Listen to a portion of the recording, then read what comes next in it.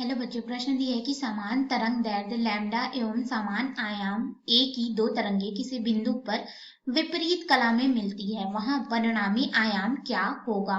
तो हम लोग इस प्रश्न का उत्तर देंगे, लेकिन उसके लिए हमें यहाँ पे मुख्य अवधारणा की आवश्यकता है, जिसके आधार पे हम लोग प्रश्न को हल करेंगे। तो सबसे पहले हम लोग यहाँ पे मुख्य अवधारणा देखेंगे, जिसके आधार पे इस प्रश्न का उत्तर देंगे। तो मुख्य अवधारणा में हम लोग यहाँ पे देखेंगे व्यतिकरण क्या होता है। तो व्यतिकरण के माध्यम से हम लोग इस प्रश्न का उत्तर दें। व्यतिकरण में क्या होता है कि दो तरंगे अगर एक ही दिशा में इस तरह से गमन कर रही होती है, ठीक है, ये पहली तरंग हो गई और ये हम लोग ले लिए दूसरी तरंग।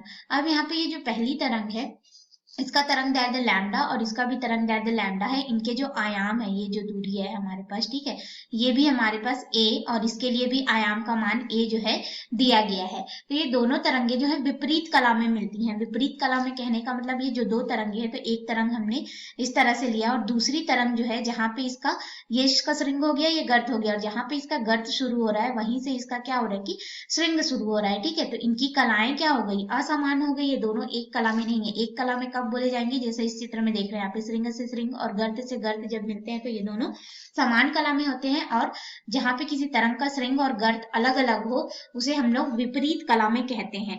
यानी कि यहाँ पे कला जो है विपरीत आती है, ठीक है। तो हमें ये विपरीत कला के लिए जो परिणामी तरंग मिलेगा, यानी कि इन दोनों को जोड़ेंगे तो हमें कुछ तरंग मिलेगा। उस तरंग का आयाम जो है क्या होगा हमें बताना है। तो यहाँ पे जब ये एक दूसरे से विपरीत कला में मिलेंगे तो ये जो तरंग का हमें आयाम मिलेगा, यानी कि तरंग पूरी तरह से इस तरह से सीधी रेखा हो जाएगी, यहाँ पे आयाम नहीं मिलेगा, ठीक है।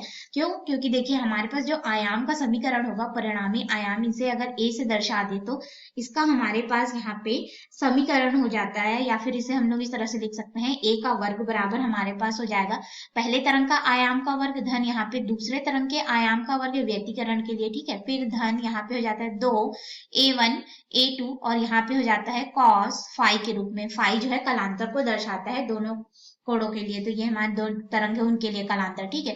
तो ये हो गया समीकरण 1। अब इस समीकरण 1 की सहायता से हम लोग अपने प्रश्न को हल करेंगे। तो आइए हम लोग अपने मुख्य प्रश्न में चलते हैं। प्रश्न में बोला गया कि विपरीत कला में मिलती है। विपरीत कला में कहने का मतलब हमारे पास यहाँ पे जो फाई का मान है, यानी कि कॉस फाई का जो मान होगा वह ऋण 1 के बराबर आना चाहिए, ठीक है। कॉस फाई का जो मान है वह कितना होना चाहिए, ऋण 1 के बराबर होना चाहिए। और ऋण 1 का मान तभी आता है जब हमारे पास फाई बराबर यहाँ पे कितना हो जाता है, पाई हो जाता है, 3 पाई हो जाता है। और उसी तरह से ये हमारे पास हो जाएगा 5 पाई के रूप में। इस तरह से आगे जो है मान बढ़ते हुए जाएगा, ठीक है। तो हमारे पास इन सभी मानों को रखने पे हमें cos फाई का मान जो है ऋण 1 मिलेगा। तो समीकरण 1 में हम लोग इन मानों को रखेंगे और देखिए आयाम a1 बराबर a2 बराबर हम लोग यहाँ पे आयाम a ले लेते हैं, ठीक है। तो हमारे पास जो समीकरण 1 है उसकी सहायता से परिणामी आयाम a का वर्ग बराबर हो जाएगा 2a का वर्ग, फिर यहाँ पे हो जाएगा धन, यहाँ पे हो जाएगा 2a1 a2, फिर से यहाँ पे a का वर्ग हो जाएगा। अब यहाँ पे हम लोग cos की जगह में जो फाई है वहां पे पाई रखेंगे, तो cos पाई का मान हो जाएगा ऋण 1 के बराबर, ठीक है। तो ऋण 1 यहाँ पे गुणा हो जाएगा, cos फाई में मान समीकरण 1 में मान रखेंगे तो ये ऋण यहाँ पे गुणा होगा, यानी कि ये हो जाएगा 2a का वर्ग ऋण यहाँ पे हो जाएगा 2a का वर्ग। इस तरह से हमें जो है मान मिलेगा। तो ये दोनों एक दूसरे को कैंसिल आउट कर देंगे, यानी कि कट जाएंगे, तो ये हो जाएगा 0, यानी कि परिणामी आयाम a का वर्ग का मान 0 हो जाएगा। और 0 का वर्गमूल करेंगे तो हमारे पास वो 0 ही मिलेगा, यानी कि a बराबर हमें मिलेगा 0। अर्थात दो तरंग जो है विपरीत कला में मिलेंगे, चाहे उनके आयाम समान हो, तरंग दैर्ध्य समान हो, पर उसका जो परिणामी आयाम मिलेगा वो क्या हो जाएगा, 0 होगा। जैसे कि हमने यहाँ पे मुख्य अवधारणा में देखा था, परिणामी तरंग हमें एक सीधी रेखा के तरह मिल रहा था, तो उसका आयाम जो था यहाँ पे वो हमें 0 प्राप्त हो रहा था।